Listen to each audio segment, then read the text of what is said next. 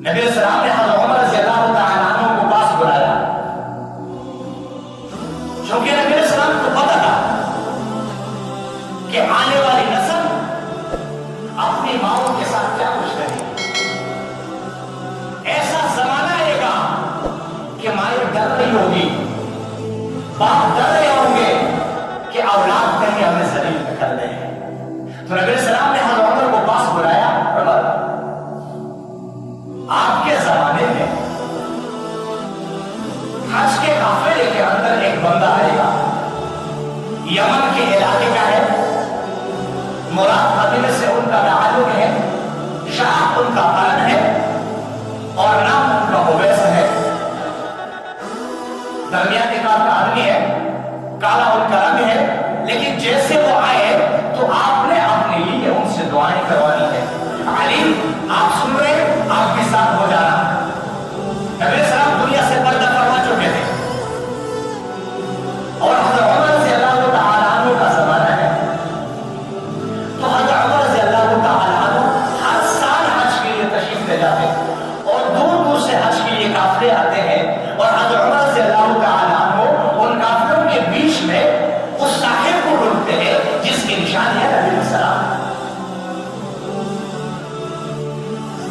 آخر ایک دفعہ حج کے موقع پر حضرت عمر رضی اللہ تعالیٰ عنہ نے حرم سے باہر تمام حاجیوں کو کھڑا کر دیا اور پھر فرمایا کہ یمن سے جو لوگ آئے ہیں وہ کھڑے ہو جائے، باقی بیٹھ جائے. کھڑے ہو گئے.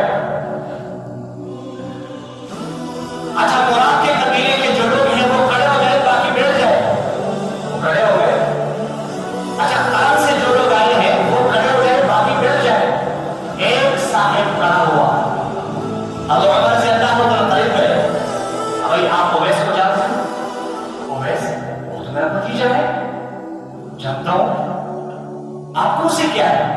میرا اس سے کام ہے، وہ تو پاگل ہے.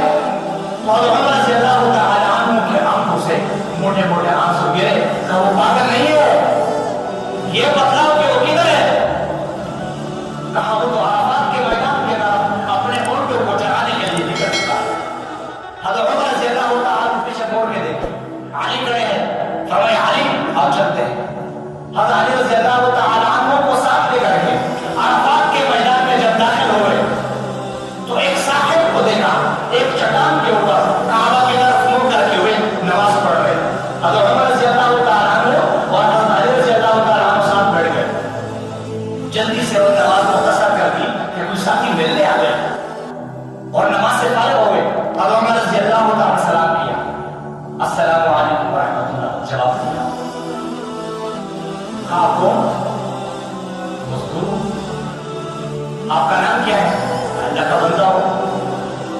کوئی سب اللہ کے بندے ہیں، نام کیا ہے؟ اتنے میں حضرت علی رضی اللہ تعالیٰ عنہ فرمانے لگے وہ امیر المؤمنین عمر وانا علی ابن ابی طالب. یہ علی ہے، یہ امیر المؤمنین حضرت عمر ہے اور میں علی رضی اللہ تعالیٰ عنہ. جب بات سنی اور فوراً سے ہم گئے، معذرت چاہتا ہوں میں نے آپ لوگوں کو نہیں پہچانا. تو حضرت عمر رضی اللہ تعالیٰ عنہ اویس کرنے سے کہنے لگے بھئی آپ ہمارے حق میں دعا کرو. تو میں آپ کے حق میں دعا کروں؟ آپ امیر المؤمنین اتنے عظیم ہستیاں. ابھی اللہ نے یہ نبی کا فرمان ہے اور حکم فرمایا تھا عمر ان سے دعائیں کرنا.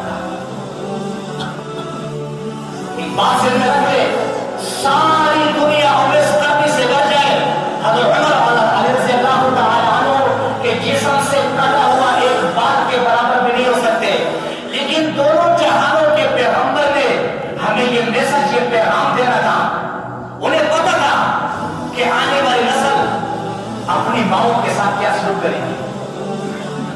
یہ ہمیں سمجھانا تھا، ماں کا مقام بتلانا تھا. یہ عظیم ہستیاں ان کے دعاؤں پر آمین کر رہے ہیں. اور پھر نبی علیہ السلام نے فرمایا عمر کل قیامت کا دن ہوگا، جنت کے اندر لوگ جوگ در جوگ داخل ہوں گے، لیکن اللہ تبارک و تعالی اعلان فرمائیں گے اویس کرنی رک جاؤ. جنت کے دروازے پر اویس کرنے کو اللہ تبارک و تعالی اور فرمائیں گے واپس چلو. اویس کرنی واپس چلنا شروع ہو جائے گی. دیکھیں گے کہ جہنمیوں کے قطاریں لگی ہوئی ہے.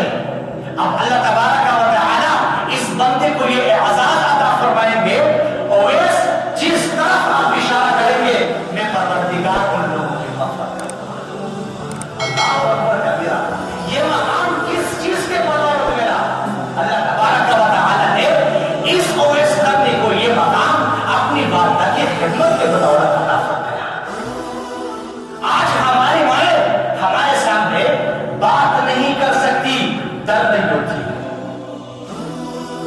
ڈر نہیں ہوتی.